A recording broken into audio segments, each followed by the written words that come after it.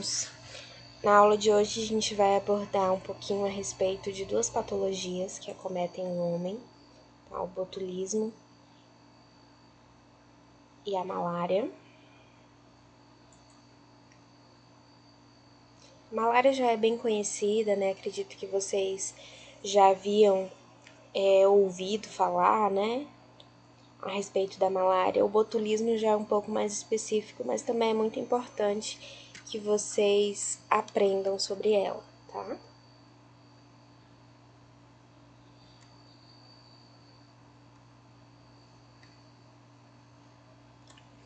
Bom, meninos, o botulismo, ele é uma doença não contagiosa, tá? Então ela não é transmitida diretamente através das pessoas e ela é resultado através de uma neurotoxina. Então, quando a gente fala neurotoxina, a gente pode entender como uma toxina que atinge o nosso sistema nervoso central, tá? Ela pode ser apresentada de três formas. Nós temos o botulismo alimentar, o botulismo por ferimentos e o botulismo intestinal.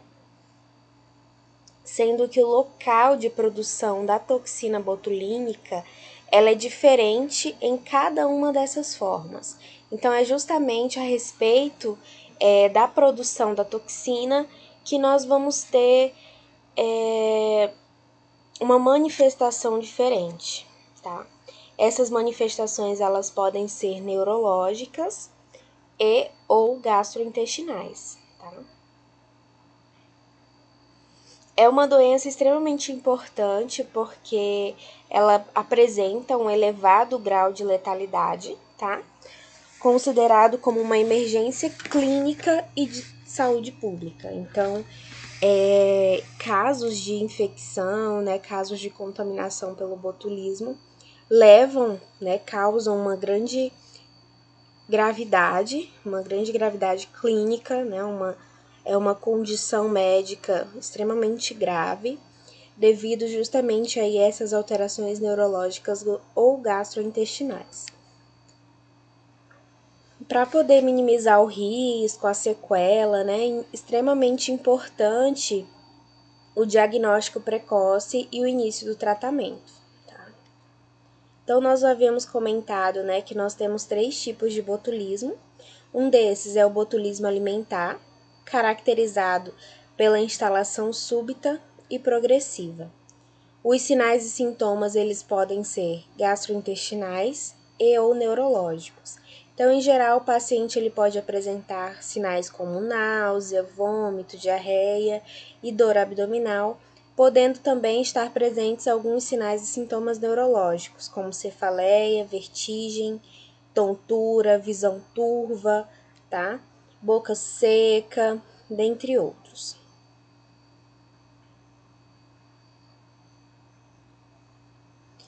Em casos de evolução da doença, né, em casos em que o paciente não é diagnosticado, em que não é realizado o tratamento,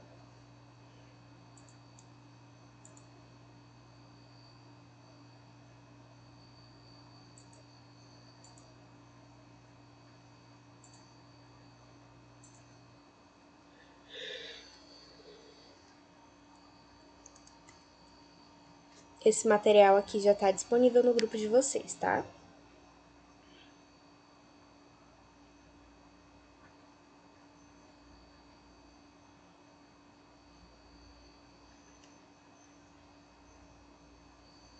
Então, meninos, em casos, né, de atraso no diagnóstico, no tratamento, enfim, o paciente ele pode evoluir para consequências bem mais graves.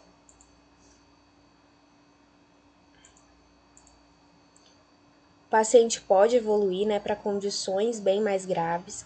Ele pode ter, por exemplo, dispneia, né, que é a dificuldade respiratória, insuficiência respiratória, uma tetraplegia, tá? Então aí a perda dos movimentos, mas o paciente ele continua com a sua consciência preservada, né? Então é uma doença que não causa alterações do nível de consciência. E isso a gente precisa levar em consideração, tá?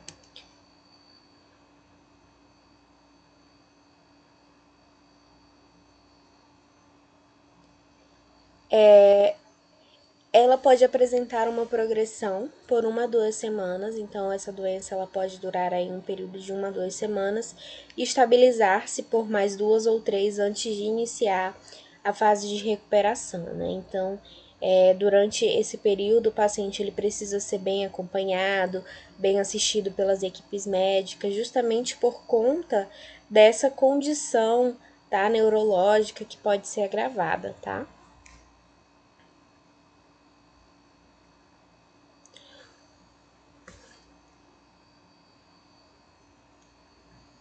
O botulismo por ferimento, ele apresenta um quadro clínico muito parecido com o botulismo alimentar. Entretanto, né, no caso do botulismo por ferimentos, a gente vai entender daqui a pouquinho como acontece essa contaminação, tá? Em geral, no botulismo por ferimento, nós não esperamos sinais e sintomas gastrointestinais, mas pode ocorrer febre, né, decorrente aí do processo infeccioso. E, por último, nós temos o botulismo intestinal.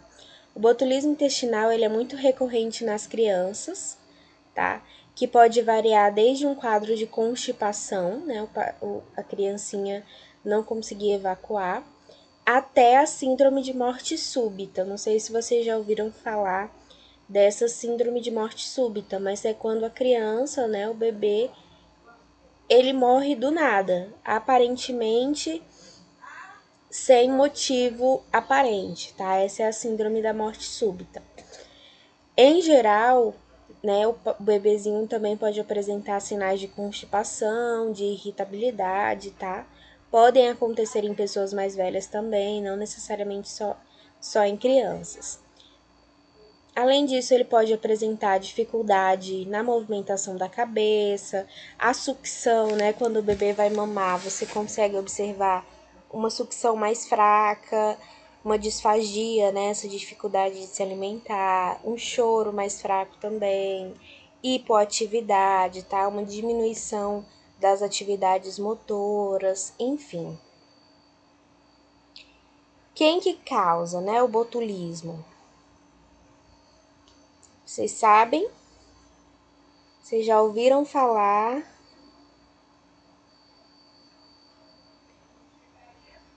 Já ouviram falar no Botox? O Botox ele é realizado com a toxina botulínica, tá? E essa toxina ela é produzida por essa mesma bactéria, chamada Clostridium botulinum, tá? É um bacilo gram-positivo, né, anaeróbio esporulado, cuja forma vegetativa produz 8 tipos de toxinas, tá? Então, ele produz 8 tipos de toxinas, sendo que a toxina, né, que causa o adoecimento no homem, em geral, é a toxina A e a B, tá? Os esporos a essas bactérias, eles resistem de 120 graus Celsius por 15 minutos. Então, são esporos, né, bem resistentes. Para que eles possam ser destruídos, precisa-se alcançar, né, essa temperatura de 120 por um período muito maior de tempo. Tá? Podem estar amplamente distribuídos na natureza, no solo, em sedimentos de lagos e mares. Então, teoricamente, é fácil, né, ocorrer a contaminação por essa bactéria, principalmente em produtos agrícolas, porque como essa bactéria em geral está presente no solo, né, na água, é muito comum você encontrar esses tipos de toxinas ou esses tipos de bactérias em produtos agrícolas, como legumes, vegetais, mel, vísceras de crustáceo e no intestino de mamíferos, tá?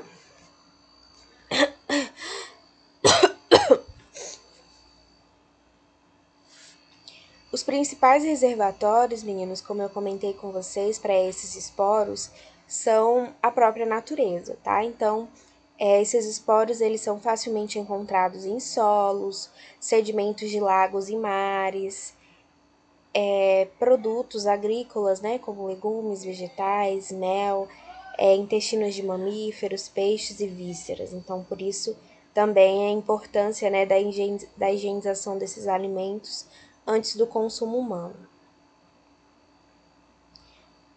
A forma de transmissão, né, ou da bactéria ou da toxina, ela vai influenciar na característica do botulismo, né? Então, a gente viu que nós temos o botulismo alimentar, por ferimentos e o intestinal. Então, conforme essas toxinas elas serão transmitidas, nós vamos ter um tipo específico de botulismo, tá? No caso do botulismo alimentar, o paciente ele vai ingerir as toxinas que estão presentes nos alimentos contaminados, tá? Então, no botulismo alimentar, o paciente ele consome essa toxina, né, presente nesses alimentos já contaminados. E geralmente eles podem ser encontrados em alimentos artesanais, como palmito, picles, pequi, salsicha, presunto, carne de conserva, né? Carne de lata, pescados defumados, salgados e fermentados, queijos e pastas de queijo, e raramente podem ser encontrados em enlatados industrializados, tá? Então, por isso a importância, né, do cuidado com a alimentação. Então, no caso do botulismo alimentar, o paciente ele já consome o alimento contendo a toxina.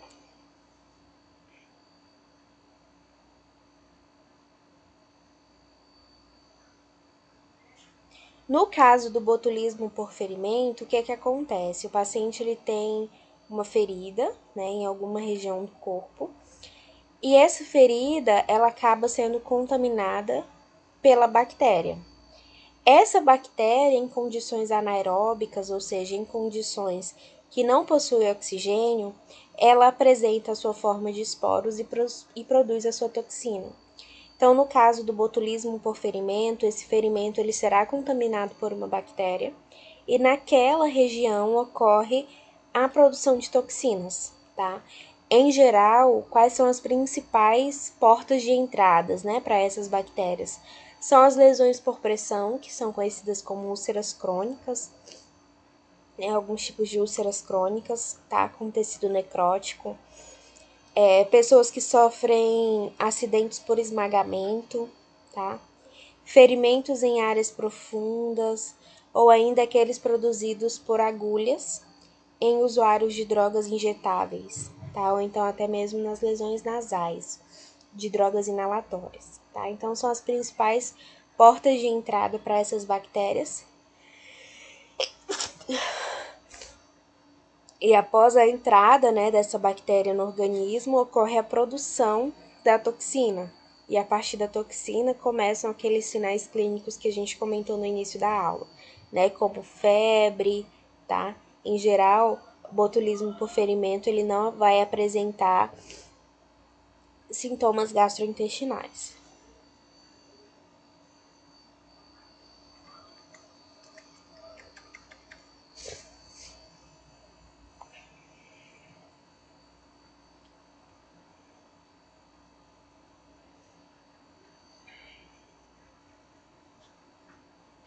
E por último, nós temos o botulismo intestinal, né? O que seria esse botulismo intestinal? É a ingestão de esporos presentes no alimento, né? Então, qual é a diferença? Botulismo alimentar e botulismo intestinal. No botulismo alimentar, ocorre a ingestão das toxinas, e no botulismo intestinal ocorre a ingestão dos esporos que estão presentes no alimento, ou seja, do consumo da própria bactéria, né, que está presente nos alimentos e que quando atinge o ambiente intestinal, quando essa bactéria atinge o intestino, ela produz então a toxina, tá? Essa é a diferença. No botulismo alimentar você já consome a toxina que foi liberada e no botulismo intestinal você consome a bactéria, tá?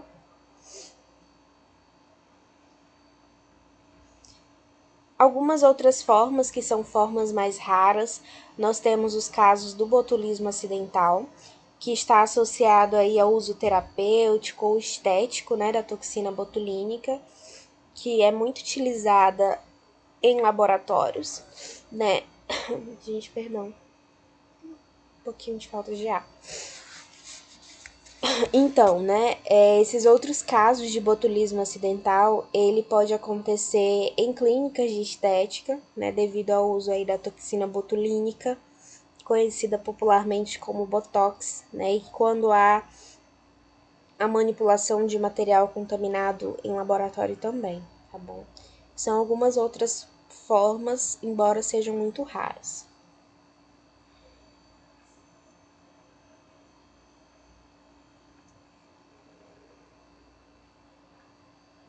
Quando o mecanismo de transmissão envolvido é a ingestão direta da toxina, já presente no alimento, o período de incubação é menor e a doença se manifesta mais rapidamente. Tá?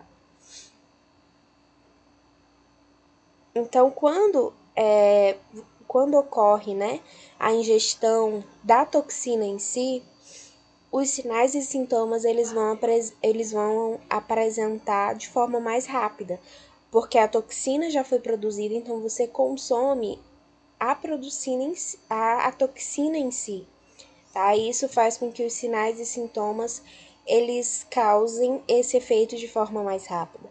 Porque no botulismo, essas características elas não estão ligadas à presença da bactéria. Não é a presença da bactéria em si que vai causar o adoecimento, mas sim a produção das suas toxinas, tá?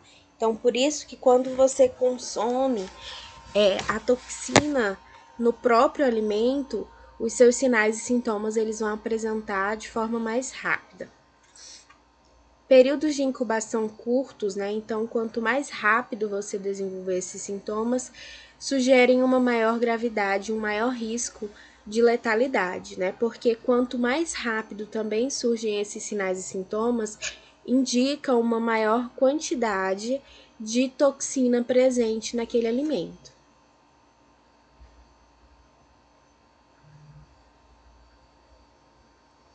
Então, no caso do botulismo alimentar, né, esse período de incubação pode variar de 2 horas a 10 dias. No botulismo por ferimentos, pode variar de 4 a 21 dias. E o botulismo intestinal, o período ele não é conhecido devido à impossibilidade de se determinar o momento, né, da ingestão dos esporos. Apesar da toxina botulínica ela ser eliminada nas fezes, não ocorre transmissão interpessoal. Então, não há, né, perigo ou risco de contaminação entre pessoas, tá? Então, por exemplo, se você estiver cuidando de uma pessoa, né, que tem botulismo, você não será contaminado porque não ocorre essa transmissão entre pessoas. As complicações, meninos, são as principais condições das quais nós precisamos ficar atentos, né? Pois as complicações podem levar o paciente facilmente a óbito, né? Então, são condições clínicas que nós precisamos ficar atentos. O paciente ele pode sofrer com desidratação, pneumonia, infecção respiratória, né? Devido ao uso ou de suporte ventilatório, ou até mesmo por conta do período de hospitalização. Porque quando o paciente é diagnosticado com botulismo, ele precisa ficar internado, tá? Em geral, em uma UTI, né? O mais indicado, tá?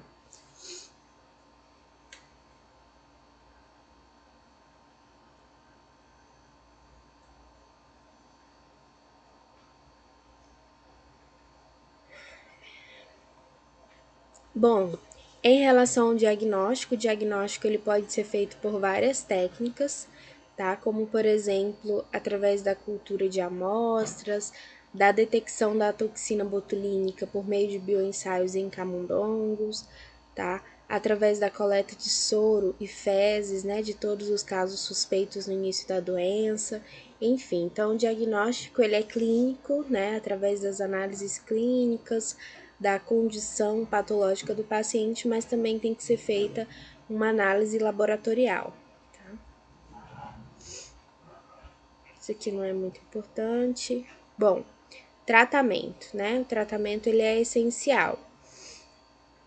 O êxito da terapêutica do botulismo está diretamente relacionado à precocidade com que é iniciada. Então, Para que um paciente ele tenha mais condições de sobrevivência, ele precisa ser diagnosticado e iniciado o seu tratamento o mais rápido possível, tá?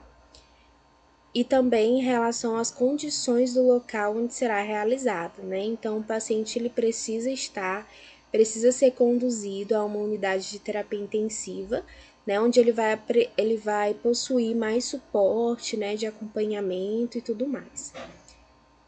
Tratamento de suporte, então ele vai precisar de um suporte cardiorrespiratório, tá? Então ele tem que estar sendo acompanhado em relação às suas condições cardíacas e respiratórias, principalmente por conta, né, das suas possíveis condições, das suas complicações, né? Porque esse botulismo ele pode causar diversos sinais e sintomas de complicação. Então, a gente precisa estar sempre fazendo o acompanhamento desses pacientes, tá? E o tratamento específico, né? O tratamento específico, ele visa eliminar a toxina circulante e a sua fonte de produção, que é a bactéria C. botulinum. Para isso, utiliza-se o soro antibotulínico e também alguns antibióticos, tá? Então, para isso, também para que o paciente receba esse tratamento, ele necessita estar em um período de internação, em especial em uma unidade de terapia intensiva.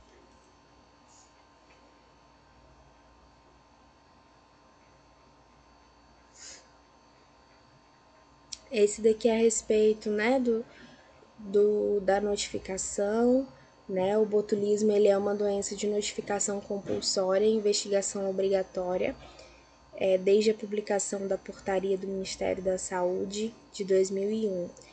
Devido à gravidade da doença e à possibilidade de ocorrência de outros casos resultantes da ingestão da mesma fonte de alimentos contaminados. Um único caso já é considerado surto, tá? Então, quais são as principais medidas de controle, né? Como que nós podemos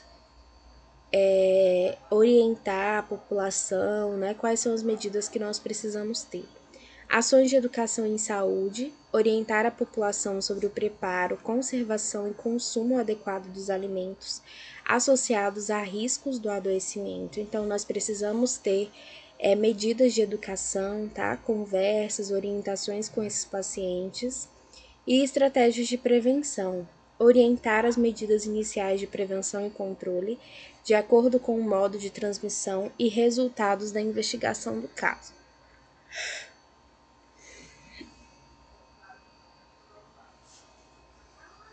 Nos casos de transmissão alimentar, deve-se eliminar a permanência da fonte por meio de interrupções do consumo, distribuição e comercialização dos alimentos suspeitos.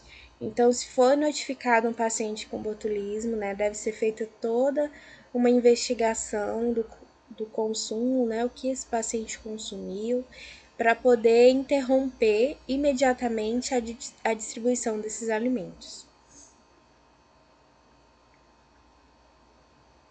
A imunização, meninos, ela é recomendada somente para pessoas com atividades de manipulação do micro-organismo, tá? Realizada com toxoide botulínico polivalente. Então, essa imunização não é uma imunização distribuída, né, em larga escala. Ela é indicada e realizada somente em pessoas que manipulam esse micro-organismo, tá? Agora deixa eu fechar aqui. Alguma pergunta sobre o botulismo? Se tiverem, façam.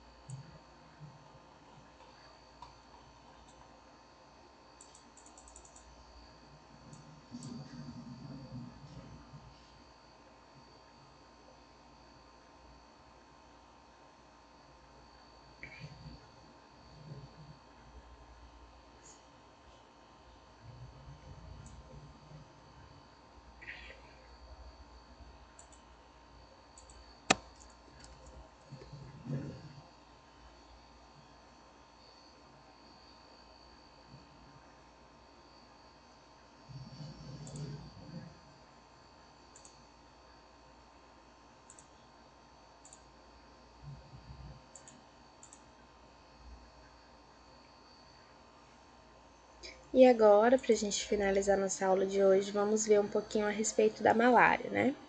Como eu comentei com vocês, a malária já é bem mais conhecida na nossa realidade, né? Bem mais frequente, tá? Mas a malária ela é uma doença infecciosa, febril aguda, então ela é caracterizada por crises febris, cujos agentes etiológicos são protozoários, né? Então eles são classificados como protozoários e são transmitidos por vetores, tá? Lembram lá quais são os vetores, né? Que são aqueles animais capazes de transmitir, né, o agente etiológico. Ela é caracterizada principalmente por febre alta, tá? E é acompanhada de calafrios e sudorese. A malária, então, meninos, ela é causada, né, como eu comentei com vocês, por um protozoário. Pode ser causada por 3 tipos diferentes, tá, de protozoário. Nós temos o P. malarium, P. vivax e P. falciparum, tá, das espécies do Plasmodium. Então, Plasmodium malariae, Plasmodium vivax e Plasmodium falciparum. Sendo que no mundo, né, principalmente ali no continente africano, existem outras espécies, né, que também podem causar a malária. Tá?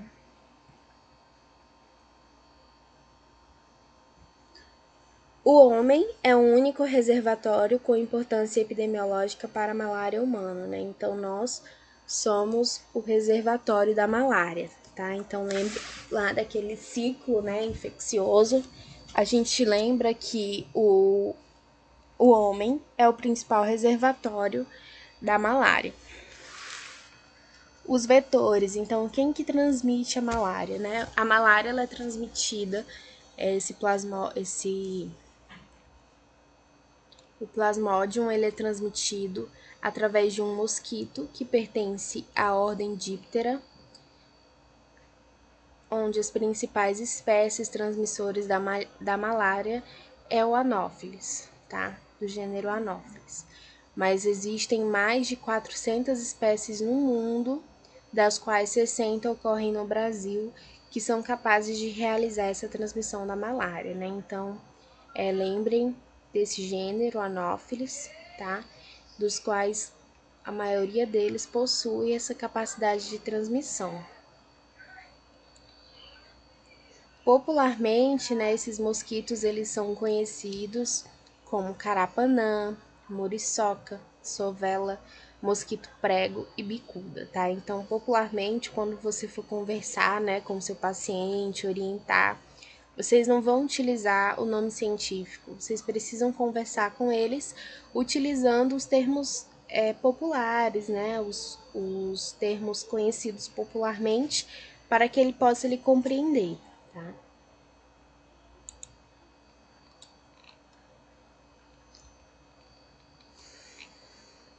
Como que acontece então a transmissão da malária, né? A transmissão da malária ela acontece por meio da picada da fêmea do mosquito Anopheles infectada pelo Plasmodium.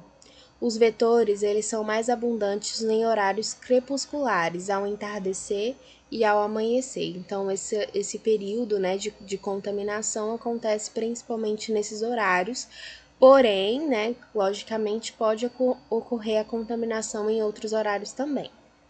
Não há conhecimento a respeito da transmissão direta de pessoa a pessoa, tá? Então, acredita-se que essa transmissão ela não possa ocorrer e raramente pode ocorrer a transmissão por meio da transfusão de sangue contaminado ou uso compartilhado de seringas.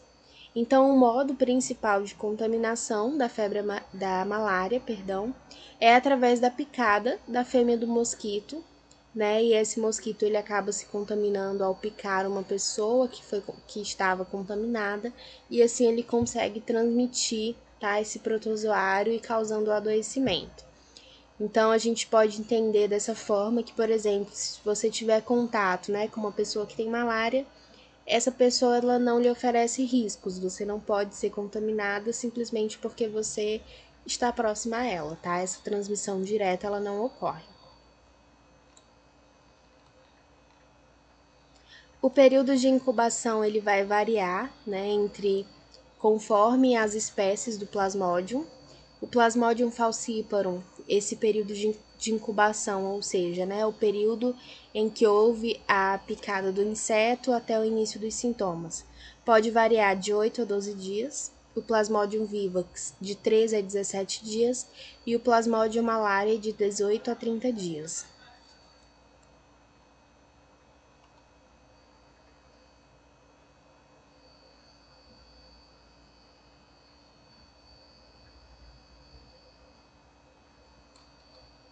O período de transmissibilidade, né? Esse mosquito ele é infectado ao sugar o sangue de uma pessoa que está infectada, né? E assim ele consegue se contaminar e transmitir para outras pessoas.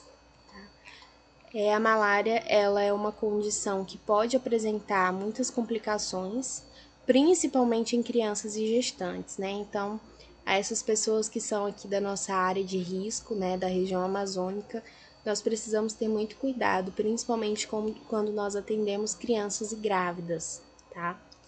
Podendo ser fatal no caso do Plasmodium falciparum. Então, em casos de infecção por Plasmodium falciparum, é um caso de maior complicação, é um caso de maior letalidade, tá? De infecção. Enquanto que o P. vivax e o P. malaria, eles são casos mais brandos, onde os relatos de morte, eles são mais raros. Dentre as principais complicações que o paciente pode apresentar seriam a ruptura do baço, né? Então, a ruptura do baço é uma consequência que pode acontecer, assim como o paciente também pode apresentar insuficiência renal, anemia, disfunção hepática, hipotensão, oligúria, né? Hipoglicemia, vômito, cefaleia, sonolência, dispneia. Então, assim, não é porque a malária seja recorrente, que ela não possa trazer consequências, né, bem mais graves ao homem. Então, nós precisamos ficar bem atentos em relação a essas consequências. O diagnóstico da malária pode ser realizado por alguns testes, tá? Como, por exemplo, através do teste da gota espessa, onde é feita uma análise microscópica, né, utilizando corante, e é possível determinar, né, a infecção e o tipo de infecção, tá? Nós temos também o esfregaço delgado, que não é muito indicado porque ele possui uma baixa sensibilidade, mas ele permite com mais facilidade e segurança a diferenciação dos parasitos, né? A gente viu que existem 3 tipos diferentes de parasitos e através desse esfregaço delgado a gente consegue identificar de forma mais específica, tá? De forma mais segura, diferenciar esse tipo de infecção. E nós temos também os testes rápidos, né? Os testes rápidos, eles são importantes principalmente para as regiões mais distantes, né? Para as regiões com pouco acesso. Eles apresentam uma boa sensibilidade, né? E são úteis e fáceis, né? Para a realização dessa triagem, tá? O teste rápido é aquele, né? Onde a gente tem a resposta, né? Do resultado em alguns minutos, tá? E esses testes eles são mais indicados justamente para áreas de difícil acesso aos serviços de saúde.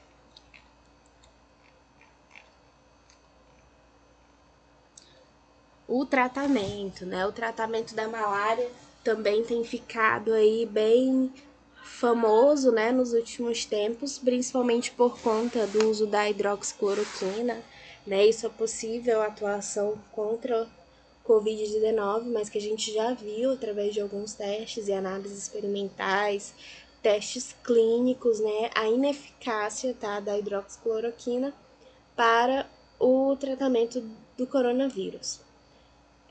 O tratamento ele busca, né, atingir o parasita em pontos chaves do seu ciclo evolutivo e que tem como objetivo justamente a eliminação, né, desse protozoário da corrente sanguínea.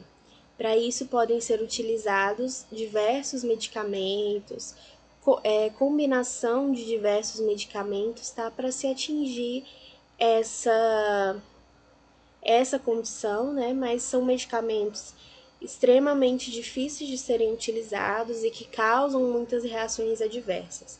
Então, por isso aí a importância, né, de um uso racional desses medicamentos.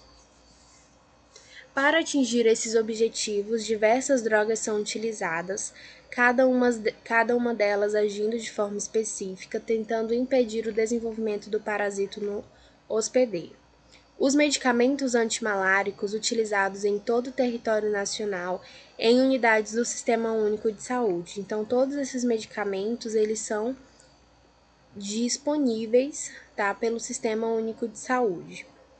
A decisão quanto ao tratamento do paciente com malária deve ser precedida de informações sobre os seguintes aspectos, né? Então, para você decidir qual vai ser o medicamento adotado para o tratamento da malária, você precisa levar em consideração algumas condições, como por exemplo, a espécie, né?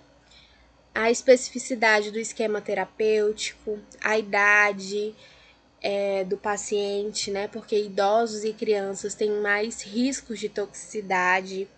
Se ele já foi exposto anteriormente à malária, né?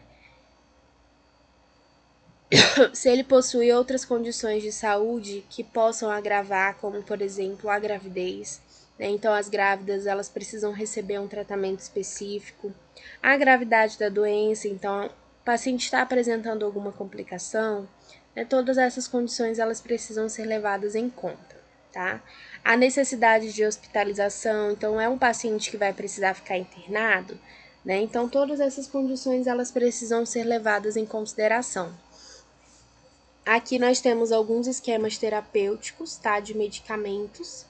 Esse aqui é um esquema da cloroquina em 3 dias e primaquina, tá? Utilizados aí para o tratamento da P-Vivax ou P-Vale, tá? Em geral a gente utiliza, né, a combinação, tá? Desses dois fármacos, cloroquina e primaquina. Mas dependendo da espécie, né, dependendo aí da condição do paciente, esses esquemas eles podem ser modificados, tá? Então, em geral, a gente utiliza esses dois medicamentos para o tratamento, né, da malária. Esses medicamentos, logicamente, eles precisam, né, ser adaptados conforme a condição do paciente, tá? Essa tabela aqui eu vou disponibilizar para vocês. A gente tem a idade, né, do paciente, o número de medicamentos que ele vai tomar ao decorrer do esquema.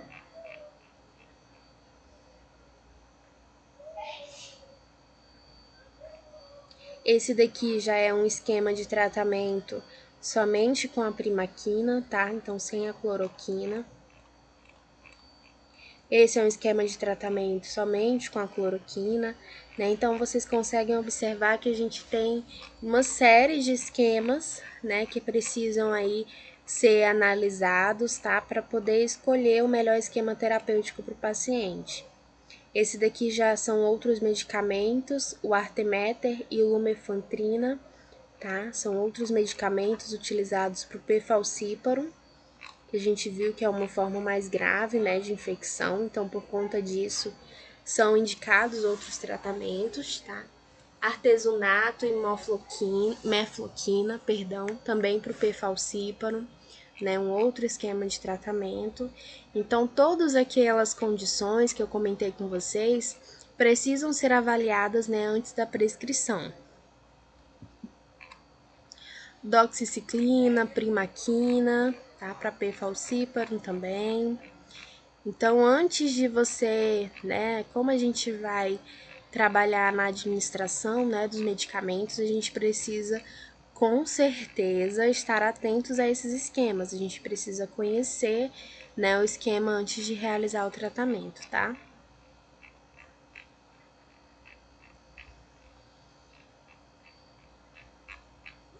Então aqui a gente consegue perceber, né, bem extenso, tá? Os esquemas de tratamento. A gente tem que levar em consideração, né, se a mulher estiver grávida, o que pode ser indicado, né, para gestação e o que não pode, tá? porque aqui, principalmente aqui na nossa região, é muito recorrente casos de contaminação, né, de grávidas, tá? Em relação à notificação, a malária ela é uma doença de notificação compulsória. Portanto, todo caso suspeito de malária deve ser notificado às autoridades de saúde, tanto nas áreas endêmicas, que é o caso da nossa região, quanto nas áreas não endêmicas, tá? Então, a gente precisa levar em consideração, notificar. Então, um paciente foi diagnosticado com malária, ok, esse paciente ele precisa ser notificado. Então, assim, vocês não vão fazer, né, essa notificação médica, tá? Mas a gente precisa levar, né, em consideração esse conhecimento, reconhecer que nós precisamos estar atentos em relação a isso. E aqui é uma das partes, né, mais importantes da nossa aula a respeito das medidas a serem adotadas, né? Então, quais são as medidas preventivas, quais são as medidas de controle? Primeiro lugar, o diagnóstico e o tratamento, né? Nós precisamos iniciar o tratamento precoce da malária, tá? Porque se a gente conseguir tratar, a gente diminui a contaminação de novos insetos, consequentemente a transmissão para novas pessoas, tá? E através desse tratamento, então, a gente consegue, né, uma interrupção naquela cadeia de transmissão. Tá? O controle vetorial, né? Então, o controle dos insetos. A gente viu que os insetos, eles são essenciais, né? Os mosquitos, eles são essenciais nessa cadeia, nessa etapa de transmissão. Então, uma medida muito importante seria o controle vetorial, tá? O controle dos vetores, o controle dos insetos. Em áreas endêmicas, né? Que também é o caso da nossa região. A borrifação residual, né, intradomiciliar, então aquelas condições de borrifação, né, o fumacê, o controle larvário, né, através do uso de larvicidas também podem ser realizados, tá? O uso de algumas telas de proteção, né, a gente vê muito de cortinados, né, de telas na janela, são medidas muito importantes para evitar justamente a contaminação através dos insetos, tá? Ações de educação em saúde, então a gente precisa orientar a população, principalmente a nossa população, né, devido aí à recorrência de malária na nossa comunidade, tá? Então a gente precisa trabalhar muito a questão da educação e algumas estratégias de prevenção, né, como eu comentei com vocês. Uso de mosquiteiros, roupas, né, que protejam também pernas e braços, telas em portões, em janelas, uso de repelente também é muito importante, evitar os locais de transmissão à noite, né? Os viajantes também que vão para essas áreas endêmicas, eles precisam ser orientados, né, educados quanto às suas principais medidas de prevenção, tá?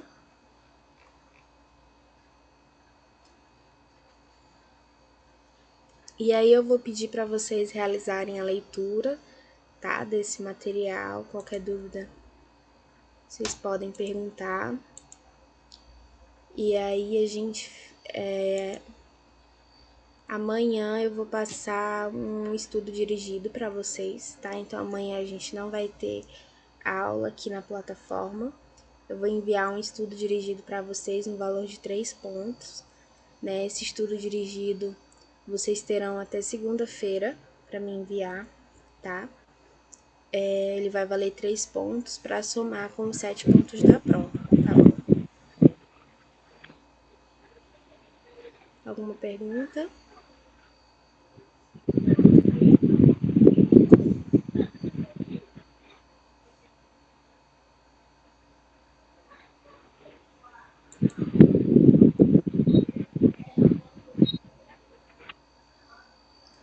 Bom, meninos, então bom dia a vocês, tá? Amanhã eu entro em contato para poder enviar o estudo dirigido, tá? Até amanhã.